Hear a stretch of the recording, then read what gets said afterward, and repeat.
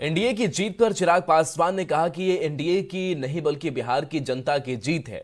उन्होंने कहा कि एक बार फिर से बिहार के मुख्यमंत्री नीतीश कुमार बनेंगे, लेकिन 30 की तैयारी भी उन्होंने अब शुरू कर दी है। साथ ही साथ उन्होंने कहा कि न्यूज 18 पर सबसे पहले खबर आती है और आगे भविष्य में भी न्यूज 18 पर ही सबसे पहले खबर भी दिखाई देगी और हम उस पर भरोसा भी करते हैं।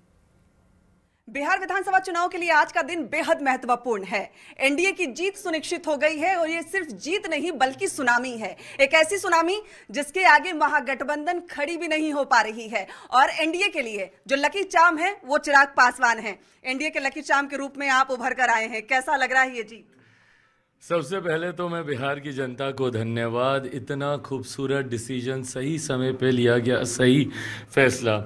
मेरे प्रधानमंत्री जी का धन्यवाद कि उन्होंने जिस तरीके से बिहार को अपनी प्राथमिकता में रखा। मुख्यमंत्री नीतीश कुमार जी का धन्यवाद, जिस तरीके से विपरीत परिस्थितियों में भी उन्होंने संयम जताते हुए पूरे गठबंधन का नेतृत्व उन्होंने करने का काम किया। गठबंधन के तमाम साथियों का मैं धन्यवाद। एनडीए की इतनी बड़ी जीत हुई है कि महागठबंधन नजर ही नहीं आ रहा। ये इतना बड़ा फासला उम्मीद से परे है, क्या लग रहा है? उम्मीद से परे मुझे लगता है कि जो लोग कैलकुलेट कर पा रहे थे वो मान रहे थे। मैंने हमेशा इस बात को कहा था कि जब मेरे ऊपर ये आरोप लगाए जाते हैं कि 2020 में मैंने अकेले चुनाव लड़कर मैंने जनता दल यूनाइटेड को मैंने नुकसान पहुंचाने का काम किया, तो उसका लाभ किस दल को मिला? उसका लाभ राजद को मिला।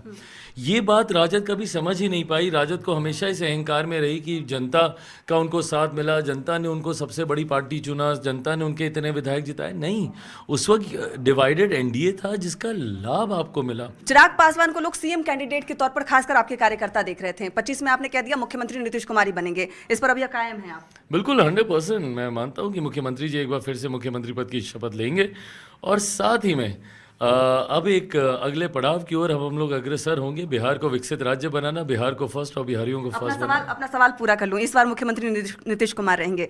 2030, 2035, 30 से चिराग पासवान आ रहे हैं फुल फ्लेज में, क्योंकि जिस तरीके से परफॉर्मेंस रहा है अब संभावना और ज्यादा हो गई है। बिल्कुल 30 से पूरी फुल फ्लेज भूमिका में आप मुझे देखेंगे।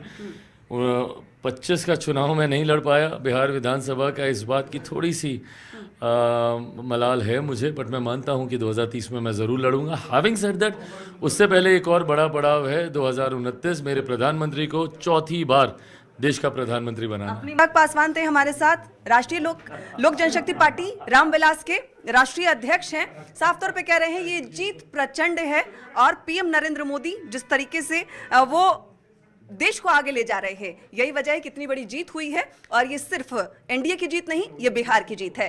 कैमरामैन राहुल के साथ विनीता मिश्रा, न्यूज़ 18 पटना। मुंगेर के तारापुर विधानसभा क्षेत्र से उप मुख्यमंत्री सम्राट चौधरी ने बड़ी जीत दर्ज की और उनकी जीत के बाद क्षेत्र में कार्यकर्ता और समर्थकों में उत्साह है। जीत की खुशी में एनडीए के कार्यकर्ताओं ने भी जश्न मनाया है। जिंदाबाद जिंदाबाद। 46,000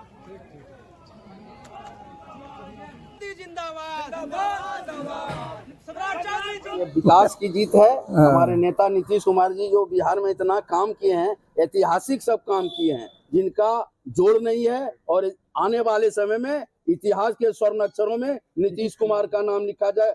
सुशासन का सरकार जिस तरह नीतीश कुमार जी चलाए, शासन को प्रशासन के स्तर पे किसी तरह का गुंडागर्दी नहीं होने देते हैं, पुलिस का भी मनोबल बढ़ाए हैं। उप मुख्यमंत्री बने थे और आज जनता उनको आशीर्वाद दे करके, अपना आशीर्वाद वोट दे करके दिए हैं और इससे ज्यादा और काम करेंगे। तारापुर विधानसभा मुजफ्फरपुर के साहबगंज से बीजेपी के राजू सिंह ने जीत दर्ज की। जीत के बाद मतगणना केंद्र से बाहर निकले राजू सिंह ने साहबगंज की जनता का आभार जताया और कहा कि चुनाव में जीत के रूप में सरकार के कामों का इनाम मिला।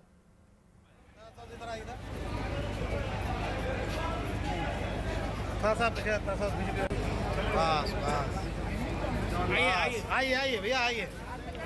साहिबगंज के लोगों को बहुत बहुत बधाई देना चाहेंगे और साहिबगंज के साथ साथ बिहार के तमाम लोगों को जो बिहार में इतनी बड़ी प्रचंड जीत दिया है लोगों ने, और साहिबगंज के लोगों को विशेष तौर से, क्योंकि साहिबगंज में एक बहुत बड़ा चक्रव्यूह रचा गया था और साहिबगंज के लोगों ने सारे चक्रव्यूह को तोड़ते हुए, जाति पाति के बंधन को तोड़ते हुए और साहिबगंज के सम्मान को रखने का काम किया है। निश्चित रूप से साहिबगंज बिहार में अव्वल जगह पर रहेगा। जीत की उम्मीद किए थे पूरे बिहार में जिस तरीके से एनडीए का प्रदर्शन वो बताए, आप लोगों के सामने लोग बताया करते थे 2025 225 फिर से नीतीश। पूरा दावा जो विपक्ष का दावा तो तमाम दावे तेज लगा।